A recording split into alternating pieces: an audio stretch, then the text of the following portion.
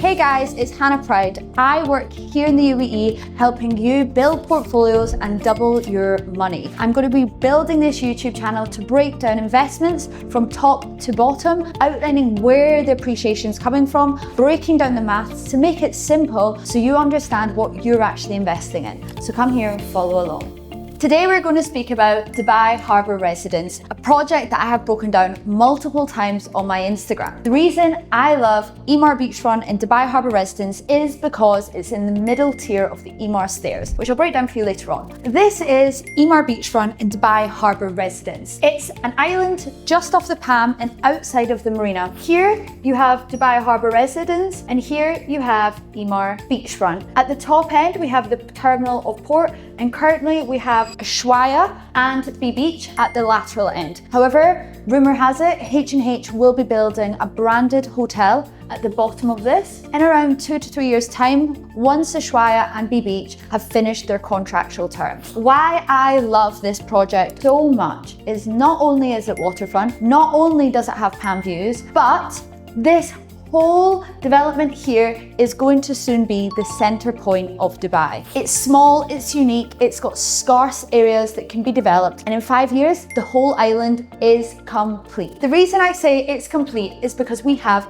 two major anchors which are going to bring appreciation to your investment. In Dubai Hills, we've seen 25% appreciation in properties when Dubai Hills Mall complete. What is this? This is the anchor. The anchor is going to be handing over in 2028. It's already on tier 2 when you go to the island in development. This is going to be filled with Michelin star restaurants, high-end retailers, and has a private docking at the front of it. It's going to have a rooftop pool and will be giving the essence or the heart of Dubai Harbour, shall we say. This area is going to be very, very high-end, and if you've been to Dubai yourself, maybe you've stayed in the Grosvenor's house or the marina, you know there aren't many high-end restaurants in the marina, which doesn't really make much sense considering it's one of the key tourist capitals of Dubai. This is going to change the game in dining in marina itself. We also have this new road. This new road is connecting Sheikh Zayed Road straight onto Emaar Beachfront. If you went there right now, you're going to kill me. It takes you about a half an hour, 45 minutes to get off. It's hell, it's so bad. But in 2028, this road will be complete and it will bypass the traffic that you right now have in Marina, taking you straight there onto your doorstep. It will get you to the Sheikh Zayed Road within 5 minutes. Why is this key to your investment? As I said, Dubai Harbour is going to be the center point of Dubai soon. Sheikh Zayed Road connects Dubai's DIFC to Expo, which is the new business hub of Dubai, which is going to have technology places. It's got 45 square meters of commercial spaces, which a lot of the Fortune 500 companies have set up in due to its unhackable cloud around it, which is fantastic. It also connects you to Abu Dhabi. This is where the ADGM is based. A lot of people are speaking about this because you've got JP Morgan, BlackRock, multiple massive companies setting up here. Living in Emaar Beachfront won't only be a tourist hub, but will also be a key and prominent place for people that want waterfront living, central between Dubai, Expo, and only 50 minutes away from Abu Dhabi. This is going to be a key area for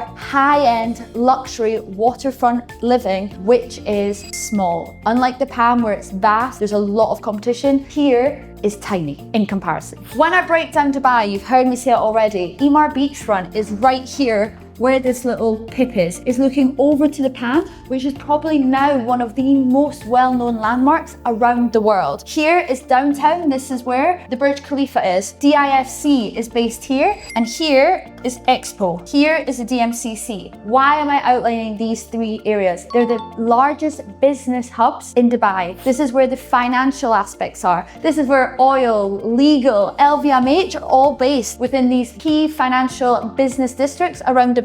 You can see Dubai Harbour is center point to this. Breaking down Dubai in general, there is really not much waterfront living that people have access to, especially which are center to moving in and out. We're hearing a lot of chat right now in Dubai Islands and Maritime City. However, when you break that down, it is only close to DIFC, whereas Dubai Harbour is center point. Another key thing is when you look at Dubai as a whole, it's on the main strip of Dubai opposite Sheikh Zayed Road. You then have the next three areas, which I call them Waterfront, Centre Point, Rural. Remember in your head, anytime I break down a project, we're always going to identify where it is based within these three locations. The Centre Point Waterfront is the most premium investment in the whole of the UAE. This is a zoom in of the island itself. At the top, as I said, you have Emaar buildings overlooking the Palm and the marina. You have a few key locations here, which are your branded residences by Palace and the address. Up here, here, and here. Why I'm pointing you out is these are the highest end buildings by Emaar in the 22 buildings they have at the top. Here we have Dubai Harbour Residence, which is my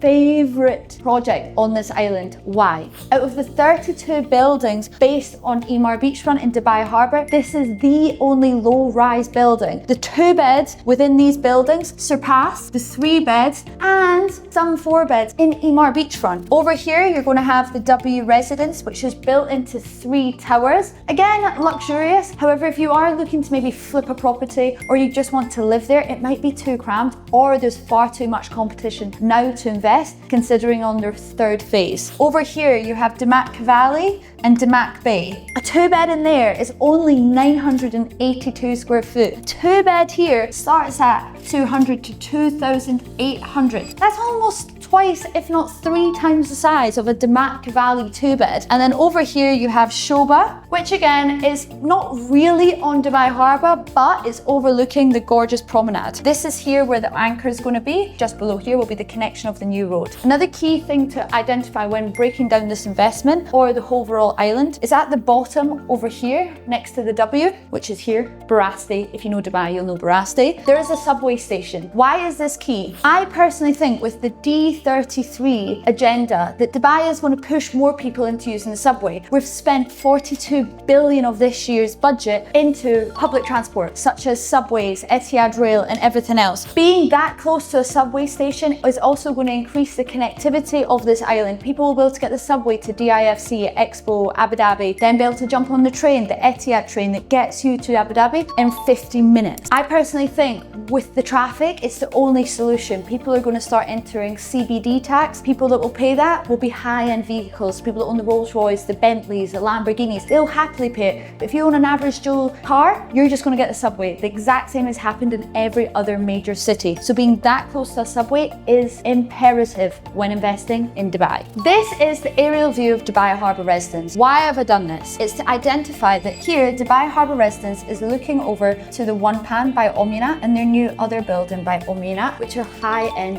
luxurious buildings. On the other side, Dubai Harbour Residence has a building, however, they are not selling it. That's why I'm not really spending too much focus on it. H&H don't often sell their buildings. They actually keep them for their own company use to rent them out. They have a building in Sheikh Zayed Road, which has a 2-year wait list to get into the property. That is how high-end, that's how wanted it is to live there, and it's not even next to anything. If I took you there, you'd be like, why do you want to live here? It's for the people that stay there. You have to be recommended, and it's about the high-end amenities, which is super rare. Even though there's so many buildings in Dubai, people now want luxuries, good materials, and safety in the building itself when they live there. Over here, we have Blue Waters. Now, this is key. Blue Waters is an island itself. It's a little bit smaller than Dubai Harbour Residences. However, this island now transacts between 5,000 and 7,000 a square foot. A 2-bed here rents for between 500k and 650k a year. And can I tell you, before COVID, when this was launched back in 2016, you could buy on this island on a 25/75 payment plan with a post-handover payment plan. Let that sink in.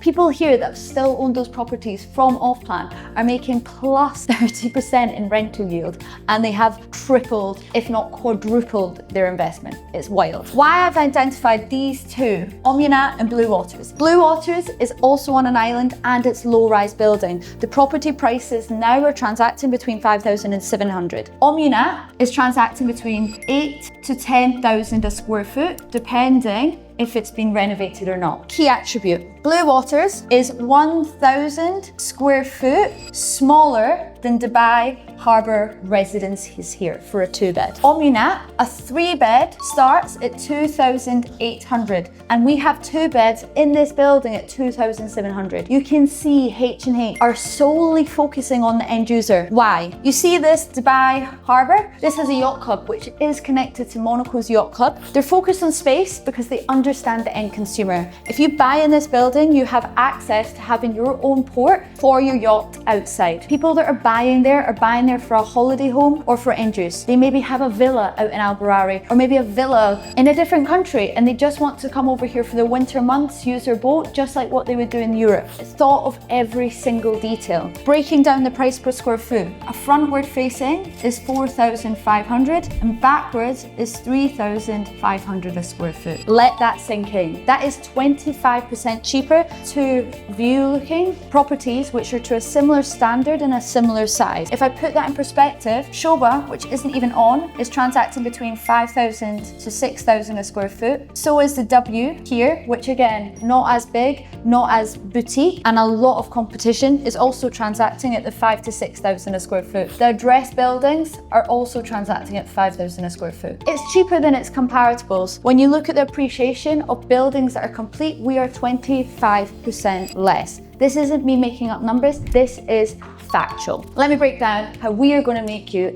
50% ROE in 2 years. What we're going to do is we're going to buy a 2-bed. This 2-bed hands over in Q4 2027, but let's be serious, it'll probably Q1 2028 once the snagging's done and we're all handed over. We're going to buy a property, let's say 8 million. It'll be backward facing with a partial sea view, just because the numbers are actually quicker. We can get front, we can get back, both fantastic. We're going to put on a 40-60 payment plan. That means you're going to pay 20% towards that property on booking, which is 1.6 million. In 12 months time, you're going to pay another 10%, which is going to be 800. And just before handover, we're going to pay another 10%, which is another 100. We have 2 options here. We either move in, live in it, take advantage of the beautiful finishing, the scenery, the lifestyle, butler service on the beach, what else would you want? Or we decide to sell it. If we sell it, we have put into the property 3.2 million over the next 2 years. We know Blue Waters is transacting between 5,000 to 7,000 a square foot. We know One Palm Omnunat is transacting 8,000 to 10,000 a square foot. We've bought in at 3,500 a square foot for partial views. What that means is on the property size is 2,200 a square foot.